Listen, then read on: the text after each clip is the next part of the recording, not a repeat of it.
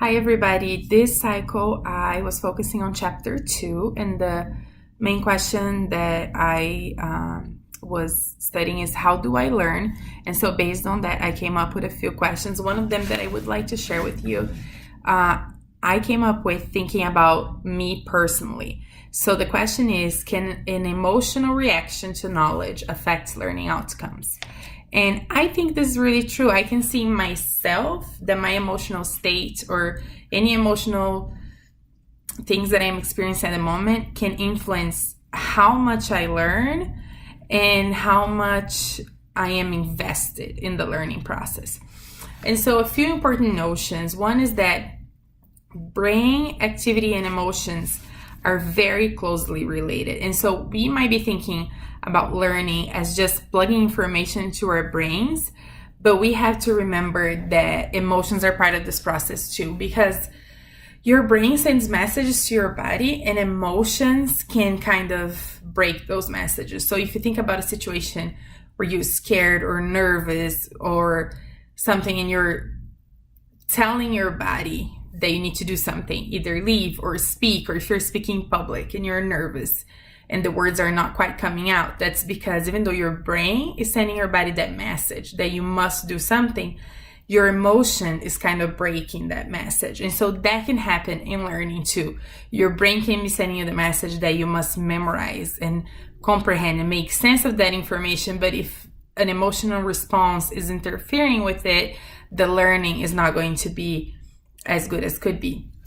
Something else that came up in the discussion board was environmental factors that can affect emotional response. So if the classroom is a friendly, welcoming place, then students in general will feel safe to deal with their emotions in the classroom, and it's less likely that their emotional response will interfere with learning. Something else is that previous experiences and memories can influence emotional response for students too. And so you might be teaching, history, and some of the facts that you're studying might have had an effect on a student's family. And so that can make a difference in how that particular student will relate to that content and how they will learn about that content. John Dewey's theory of education talks a lot about education of the whole child. So not just think about how to stuff information in the brain, but think about how all the emotions of the person as a whole, how do a person as a whole can engage in learning. When I was researching this, I found a really cool classroom application that is called emotional scripting. So you're seeing the emotions well. So all these different colors are different emotions, and it shows how they are related and how they overlap. And so an emotional scripting is using emotional response intentionally to support learning.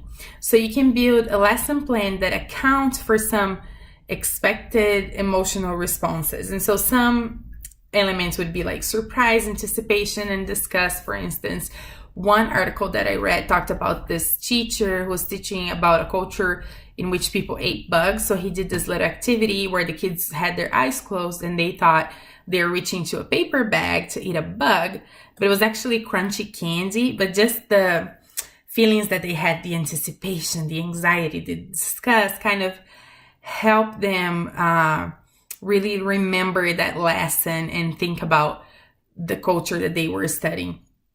Another example that I found in some of the articles was how you can put in activities that foster a certain emotion. So let's say you're preparing your class for testing, and it is a stressful situation, it's an important test. And so what you can do, you need to review content. Instead of just read and talk, you can do a game. So that way it will promote relaxation and fun, but at the same time, you'll still be reviewing content. I thought this classroom application was really interesting, how emotional scripting can help us optimize learning through the way we teach, the way we engage the students emotionally in the learning process. I really enjoyed researching for this particular question. I think that it helped me recognize my most effective learning emotions and how I can prepare myself for learning, dealing with my emotions. And I think it makes me a better teacher too, because I feel more prepared to help my students learn their best while navigating through different emotions that they might be experiencing. I hope that you guys can learn something from this too, and hope everybody has a great week.